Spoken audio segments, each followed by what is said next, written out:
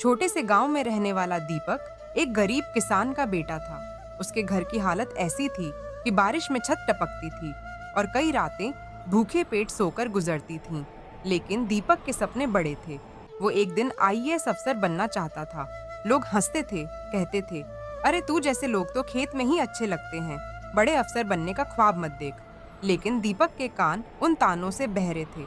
उसके पास न अच्छा स्कूल था, न कोचिंग, न इंटरनेट। जो किताबें उसे मिलती वो फटी पुरानी होती थीं। फिर भी वो रोज सुबह 4 बजे उठकर पढ़ाई करता। खेत में काम करने के बाद शाम को टेबल लैंप की हल्की रोशनी में फिर से किताबों में खो जाता। एक दिन गांव में एक परीक्षा शिविर लगा। दीपक ने भी फॉर्म भरा।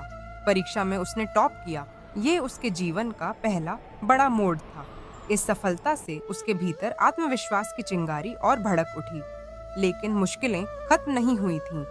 शहर जाकर पढ़ाई करनी थी, लेकिन पैसे नहीं थे। दीपक ने हार नहीं मानी। दिन में पार्ट टाइम नौकरी करता और रात में पढ़ाई।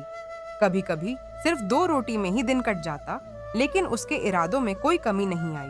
3 साल तक लगातार मेहनत करने के बाद दीपक ने यूपीएसएससी की परीक्षा दी।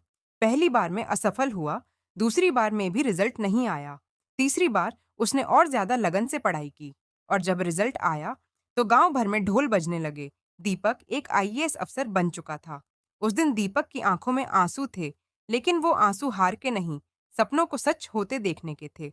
उसने सबको दिखा दिया कि हालात चाहे जैसे भी हों, अगर इरादे मजबूत हों तो कोई भी सपना अधूरा नहीं रहता। संदेश: अगर दीपक जैसे साधनों के बिना भी कोई अपने सपनों को सच कर सकता है, तो आप भी कर सकते हैं। सिर्फ जरूरत है सपना देखने की हिम्मत और उस पर अडिग रहने की ताकत की।